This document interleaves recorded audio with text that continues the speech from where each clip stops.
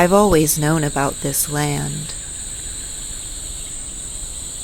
Our connection, stories passed down generation to generation.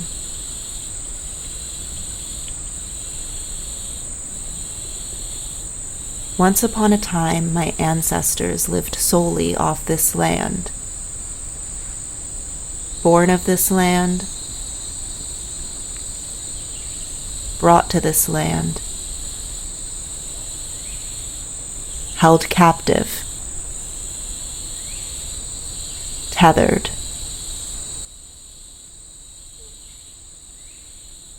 I heard a call. 4 years ago, I heard a call. Words directly from my ancestors. Go to the land, they said. That's your home. Thus my journey began.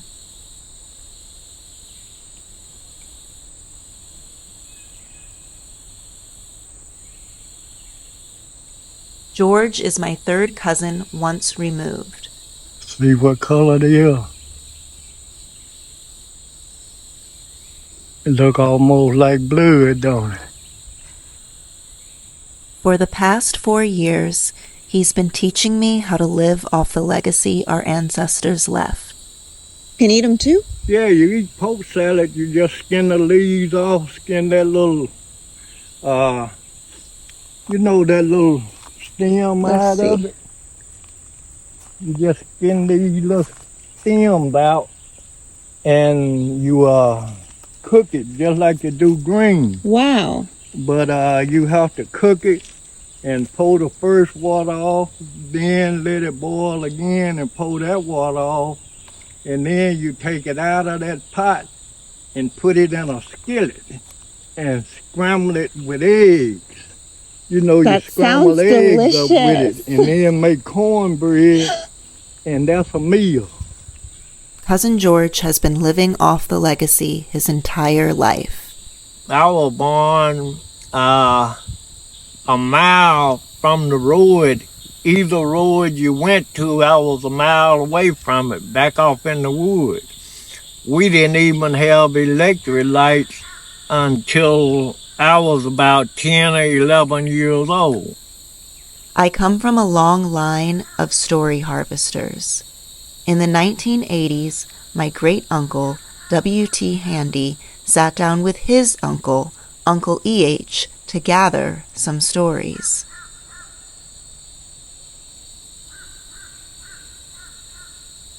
Florence Geneva Handy, tell me something about her mother and father. My mother was named Florence Geneva, and her mother was named Isabella Terry. Her mother named Isabella Terry. Where was she born? Right here in Copiah County, for old Dr. Payton. She was a slave. She was born up and raised in that family. And my mother and her sister Ori and her sister Cora were half white. What was their father's name? My father's name Payton. Payton was the father of my mother and my mother's two sisters.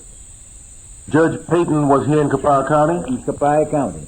So what you're telling me is that my grandmother her mother's name was Terry, but she was fathered by a Judge Payton, who was the slave owner. That's right. Judge Payton was a Mississippi Supreme Court justice. Right there, they stayed here. And being here, they didn't never leave.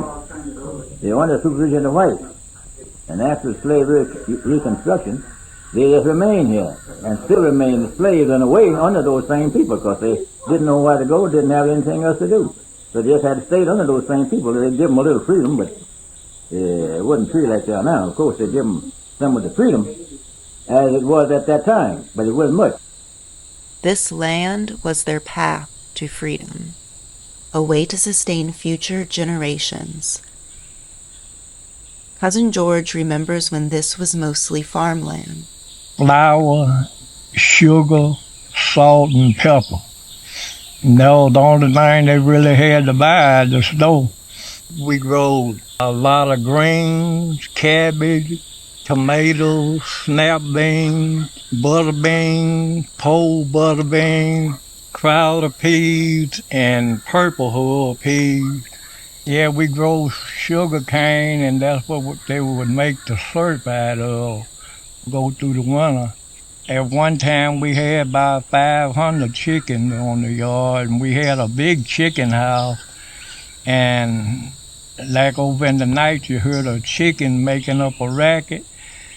Go out there, there usually be a possum up in there, owl up in there trying to ease up on them and get one.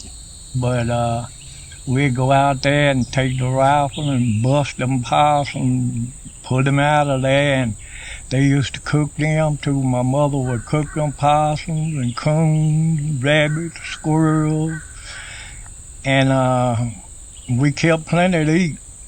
Wasn't no going hungry. I asked Cousin George what happened to the farms. At that time, a black person couldn't even afford to buy a tractor. Yeah, the black people around here, everybody had small ranches and stuff, small fields. And that's where everybody made their living. But then after they got to where the black people wasn't making enough money to even buy the seed and the fertilizer and whatever, because you couldn't make no money off of the land. That's what stopped everybody from farming.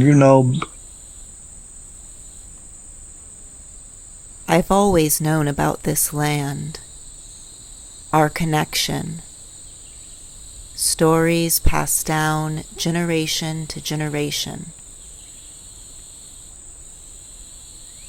Yeah, those are crab apple. Up above your head too.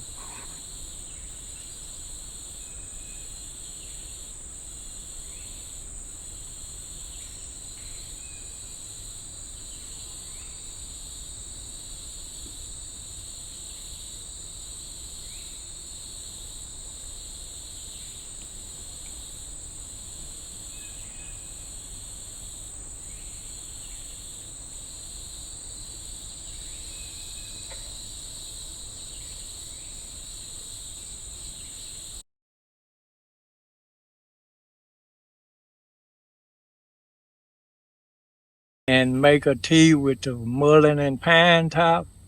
When you got the flu or the pneumonia, the next day you up and moving around. It worked overnight. It make you sweat though.